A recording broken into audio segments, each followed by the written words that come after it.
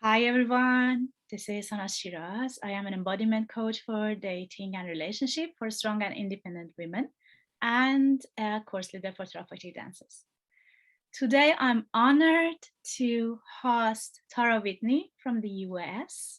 She's an amazing coach around the topics of emotional eating, body acceptance, food freedom, and many similar juicy topics which many of us know, deal with it, struggle with them. Thank you so much for being here, Tara. Welcome. You. I'm so excited for this conversation. Thanks for having me. Thank you for accepting. I know like this right now, morning, around morning and your side. So it's Yeah, beautiful to be able to connect over the oceans. yeah, absolutely. I know this is the beauty of where we are with technology. It's so fun. I so appreciate it. And it is often, it's amazing to me how universal the topic is that we have to talk about, how the struggles that folks have with their bodies and with food, um, with visibility, with all of with relation, like it's just, it crosses. There is no container for it, and yeah, it might take on slightly different nuances, but sadly there's just so many people have it present in their lives. So I'm glad that we're having this conversation.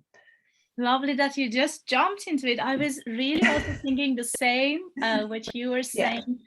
I'm originally Iranian, and I know like the whole relationship with the food culturally and as like a social event. And I'm in Germany, like like how the Europeans connect to food and this food culture and what's all about, especially right now, Advent time, close to the Christmas. And in US, it seems that a topic is universal, and unfortunately it seems like the struggles we, especially many of us women, have around this topic seems to be very similar. I was just even reading those words and I was feeling my body, ooh. It's like Right. body acceptance, relationship with food, and it's all like this very deep conversation around. I'm very looking forward to hear your perspective. First of all, Tara, so you say come home to your body. What is Mhm. your story and journey for yourself to come home to your own body? Thank you for asking. I started dieting and emotional eating at 12, and it was so normal. It wasn't, I mean, it took me decades to create that perspective, or see the perspective of like, um, no, I didn't need to be restricting food, through middle school or high school, or there was just, like this conversation I had in my mind that I was always too big, that my body just needed to be smaller, that was just there. And I didn't realize there was another option to have. But yet I spent decades trying to fix the patterns of overeating and emotional eating. Like I kept trying to fix what was out of control. And boy, I don't I don't know what it's like in Germany or Iran, but there's plenty. If you say I have a problem here in the United States, you know, dozens upon dozens of coaches, programs, like will flood in and say, let me help you, let me fix you, right? Like it's always let me fix you fast. um so of course I spent a great deal of energy reading books, trying to understand Maybe was it a food addiction? If I just change the way I eat, would that help me? Um, and when I found yoga, it was purely for weight loss. I mean, it was purely for being fitter and leaner. But the benefits of, like, I was forced to connect with my breath and slow down and start to listen to my body. And I just didn't know how disconnected I was, because I didn't there was never this conversation of of hey, we live in this body, and this body has so much wisdom and information to share, and you're just best served by listening to it. Like if we could just say that more and just start all health conversations from that place. And I was so far away. I was so up in my head around how to try to solve all of my struggles, thinking, my childhood was somewhat tumultuous at times. And it was like, oh, it's because I had such a rough childhood. If there wasn't so much damage because of the way I grew up, then maybe I wouldn't have a problem with food in my body, which it wasn't true. It's not true at all. I mean, we all, this isn't because of that. It certainly didn't help, but anyway, so I guess to make this a little bit long story shorter, it was coming home to my body was this idea and this practice for me of just realizing that there is nothing to fix. And so, the cornerstone of body acceptance in my mind is recognizing whatever our body is in this exact moment, there's nothing to fix with it. And to recognize that wholeness, and then to create a practice where we can safely live inside of our bodies. That's what I keep practicing, and that's what I help my clients to do, is like coming home means the safety of living inside and letting our body, like it through partnership, guide us, not just with food, but through life, through our businesses and our relationships and all aspects of our lives. Wow, lovely, Tara. I've just let your words sing. It's just like very, very lovely and beautiful. And I could resonate in so many points, and like all as a whole. You Yeah. mentioned the childhood, the role of childhood, and I also know from my own story, it's that sometimes it's so sneaky, like many of us don't even know where the hole has been started, right? So there has been a Yeah. long time, it's just such a maybe even automatic reaction to some of the conditions. For example, I from my side, I know the freeze quite well.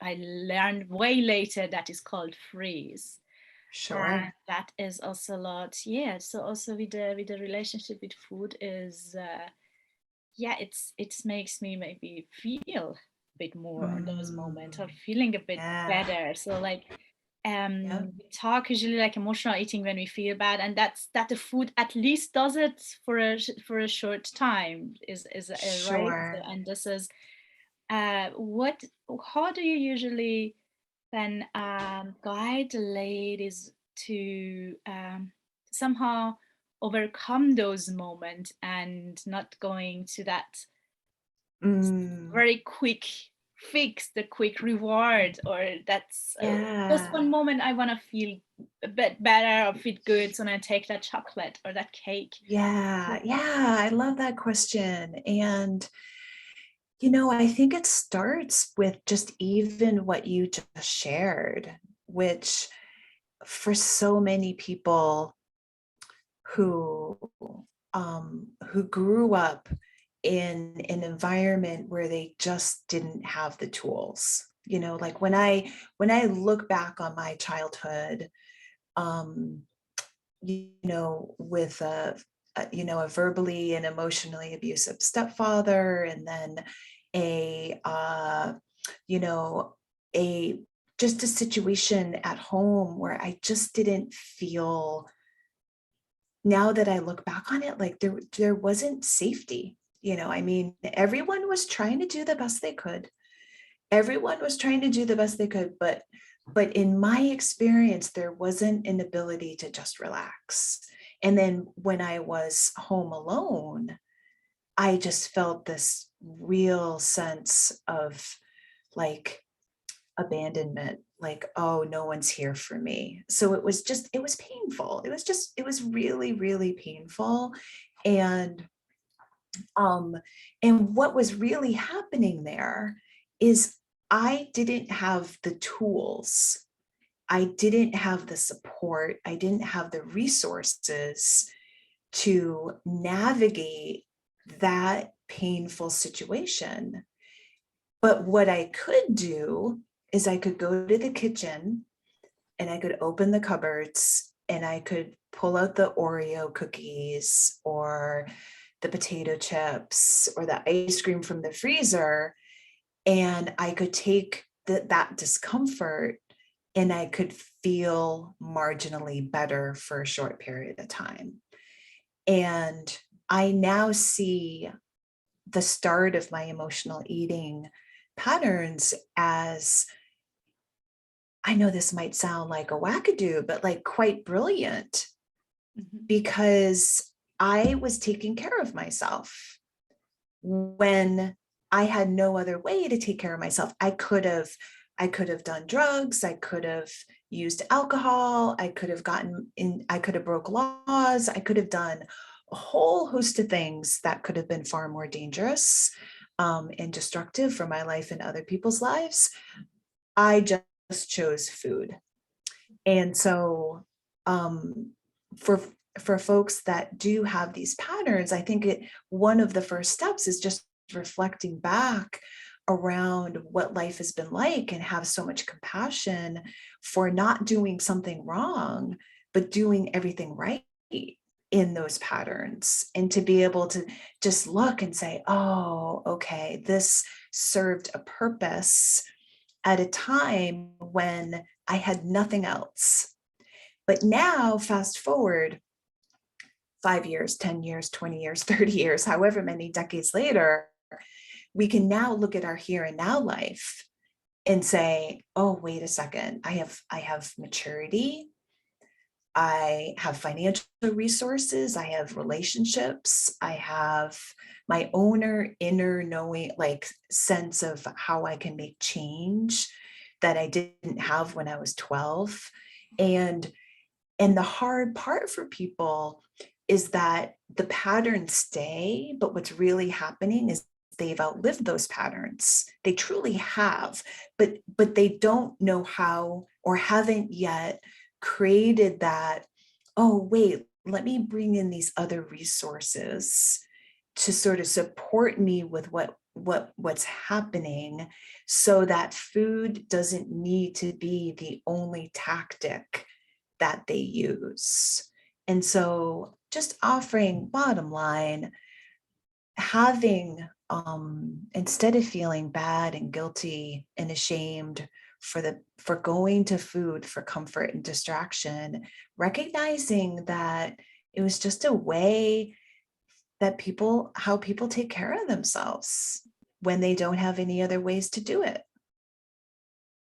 Oh wow, Whitney, I'm so inspired with what you're sharing here, and it's even, I mean, that's definitely like your words, but also I'm very present to your being right now as well. Like it's when you says, I kind of feel like that's what does come back home to the body would feel like. That's Mm. acceptance, what you're talking about, which is wow, it's so calming. And become very present, and probably many of people maybe listening, they're present. Maybe there's sometimes they only know that self-beating up voice, like Yeah. that's just, Yeah. there is has been maybe no other voice ever, like it's okay, that was amazing what you said, like it was okay to do it that time, and like bringing Mhm. empathy to the whole perspective of it, which is an amazing. I love all like the words like safety. It really things resonate with me, and resources.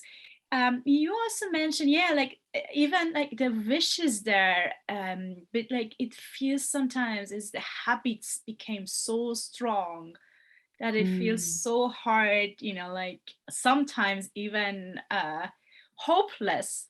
So to Yeah. not to open that Yeah. door of fridge and automatically and just grab that sweet. So how is like that Yeah. wrecking that just automatic? Oh yeah. Oh gosh, I know. It's like, I liken this idea to like a 6-lane superhighway, like in, I mean, I live in New England, so we have maybe 4-lane highways, but like in Los Angeles, right, there's like 6 lanes, or maybe in Germany too, um but the point is that the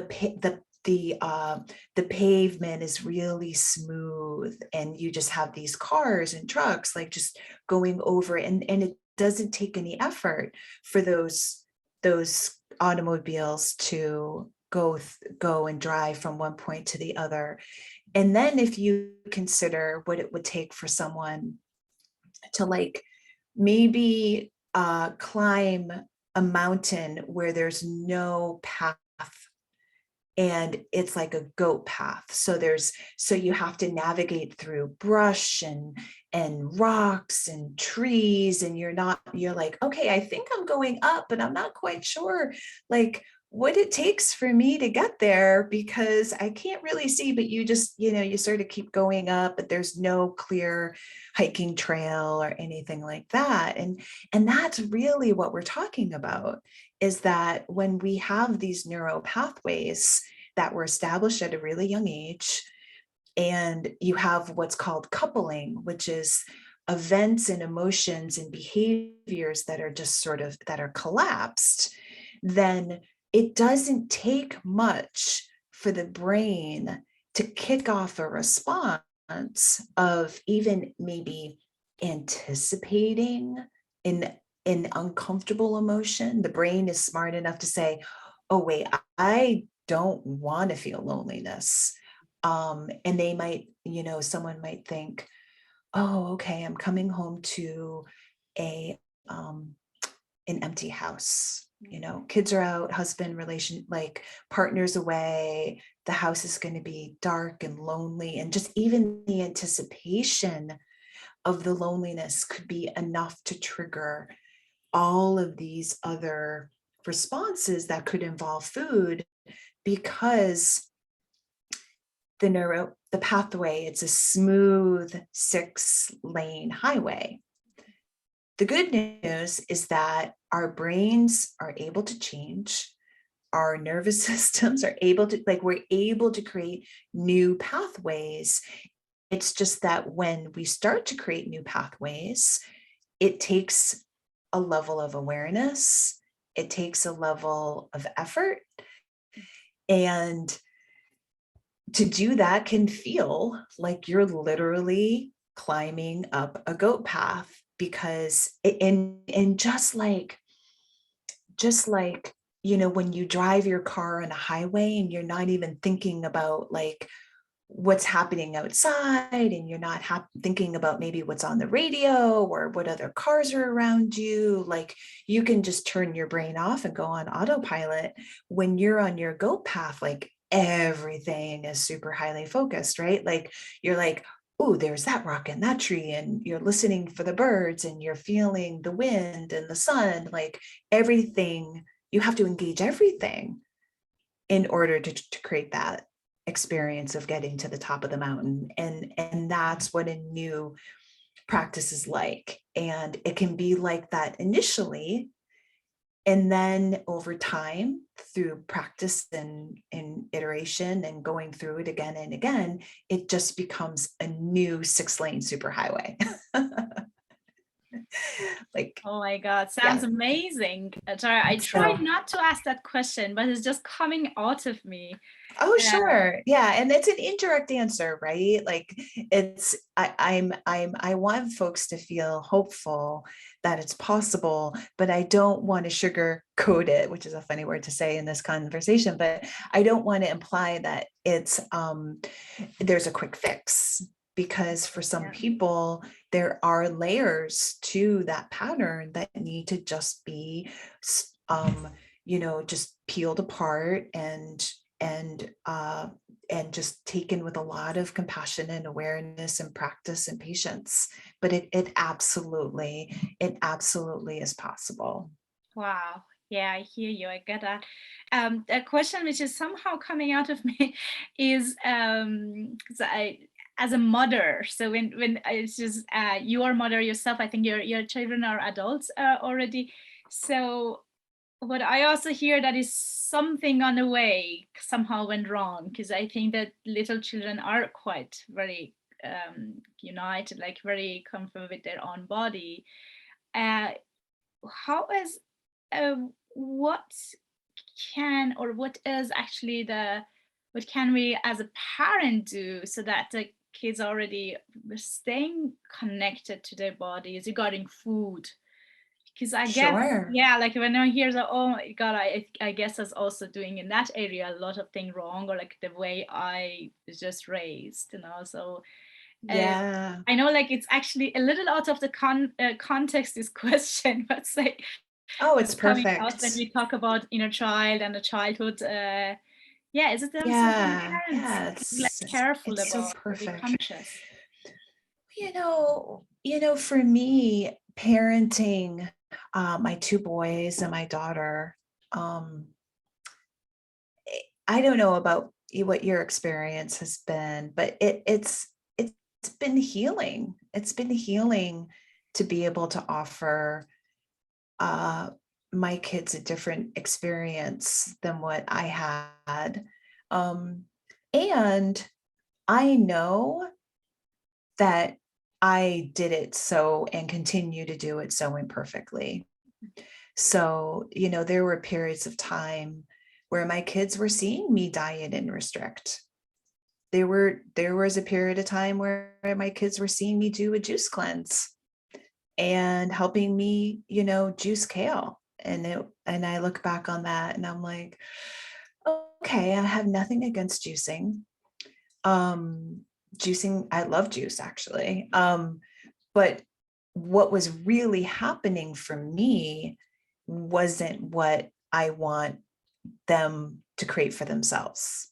And so just having that compassion for myself around that piece. But what I would say, for moms and dads who have children and they want to have their children have a different experience with food and their bodies, I think it's one, remembering and even reminding their children how much information their body does share.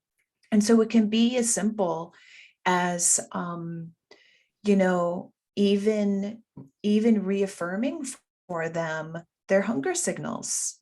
So if your child comes into the kitchen and they're a little cranky and they're a little like, it's like, oh honey, I wonder if that's hunger. Let's grab you a snack, or why don't you pick a snack and see if that makes you feel better. Just recognizing that one of the signals of hunger is irritability. But just even having that knowledge and being able to give that information to the child, like, oh, okay, I'll remember that for next time. One of my hunger signals might be when I'm irritable, and granted, when they're young kids, they might not pick up on that so much, but that's the information that's helpful to know. So reminding them how much information their body's sharing, even things like, oh, wow, you're noticing that you're really tired. Well, your body's telling you it's time for you to rest now. And just having those levels of conversations.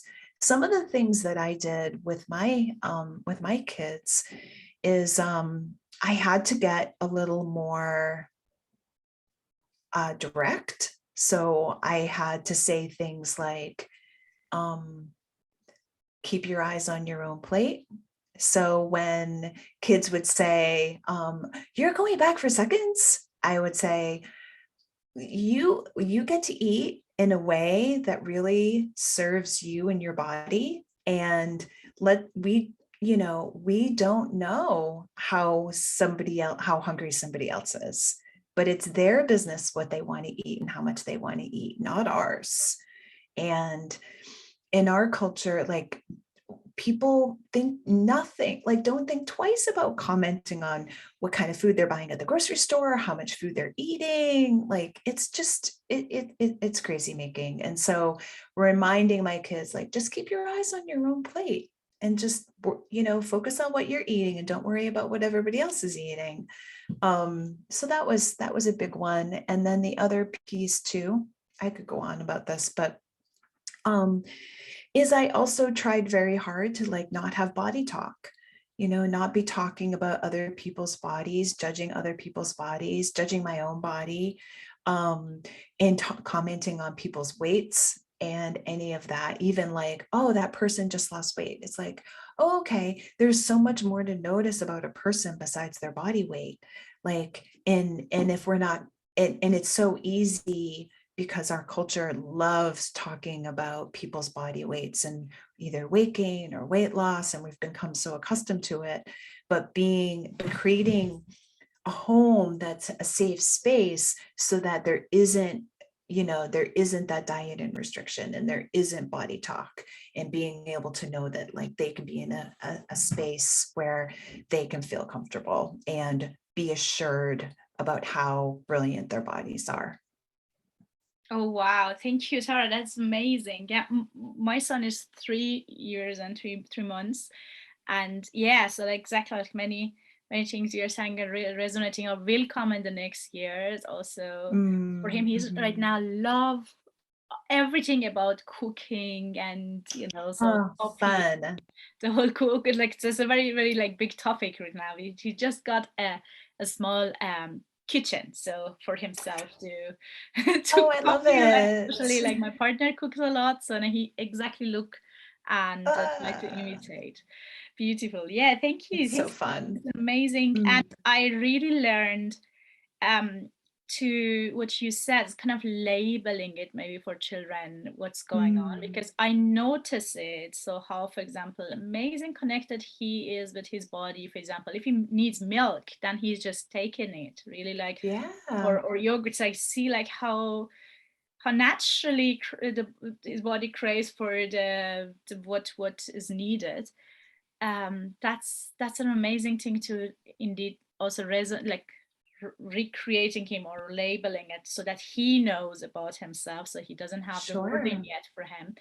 And I guess what else, like, of course, the 3 years old are all about emotion, and we're also talking about emotional eating. I guess labeling the emotions as that's challenging, but I guess I will take on that one as well. So it's like that is what I mix up. So when I'm bored, I don't really realize it. I open the fridge, or when I'm scared or nervous or excited, it's always without noticing that, okay, what's going on, is just jumped Mm, into, okay, I wanna chew. So sure. that is an amazing. Just now when you were talking about like labeling or like giving them information, it just came to me. Beautiful. I took one amazing word from you, the imperfection. I love that you mentioned that. Mm, And I guess it's also in which context, motherhood or the food and stuff, so like that's being okay with that yeah, imperfection, being yeah. imperfect. That's was a yeah, that is really amazing to take with me. Um, how Tara, how do you if I'm sure this what she says and absolutely resonating with many women in my audience Mm, that have having like the same topics with relationship with food and the body acceptance. Amazing. Can you say how what are your services? How can they connect? What are the possibilities they can come to you and work with you? Oh, sure. Yeah, thanks for asking. Well, so first of all, too, Shiraz, I want to offer that I have a 1 hour online class called Eating Peacefully and Accepting Your Body. And I'd be happy to gift that to, I usually charge, that's on my website for $25, but I'm happy to gift that to your community for free. So I can share that link with you. And that might be a really interesting, well, I think it will be an interesting perspective on, more of this conversation around what it's like to come home to our bodies, and also what are the things that get in the way and how to move forward.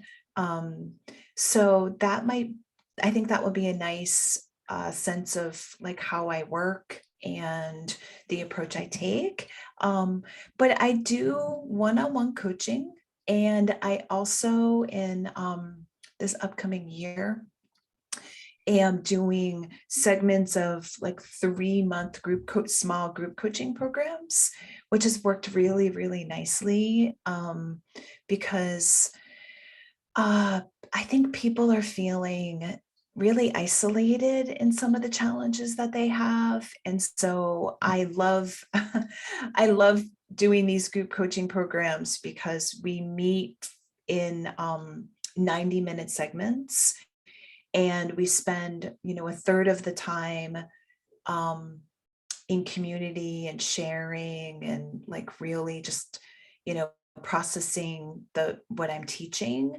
And then I'll do a teaching, so a very concrete piece of information. And then we do actual like putting it into practice. So not just learning it and then going, but either doing visualization or some sort of practice or some sort of journaling or reflection. So it's like just this nice mix of being able to like just assimilate all of this information, but not doing it on our own, being able to do it with other people who are in similar journeys. So I guess that's the long answer to how I work with folks. Yeah. No, it's beautiful. It's lovely that there are different possibilities to work. I will add the information of your offers and website under the video. So if someone wishes, they can find you through the website as well. Tara, that was amazing. I don't really want to stop actually this interview. I'm becoming like I need to careful my next like are just about this and this or like what is like and yoga. So but I will save you like the time, because you said like we keep us short, and I know like you have there's a morning over there and you have a schedule, but I would love to another occasion also like host you again, and we discuss other topics, like other similar topics, and maybe in another occasion if you would have time. So it's really like a pleasure to be able to exchange and to host you here. Thank you so Thank you. You're so welcome. This has been fantastic. Yeah, I'm looking forward to more collaboration with you going forward. I'm excited. much. Let's dance. Yeah, lovely. Let's dance. Yes. Have a beautiful, lovely day, and Thank you. have a lovely also holidays. Thank you. You too.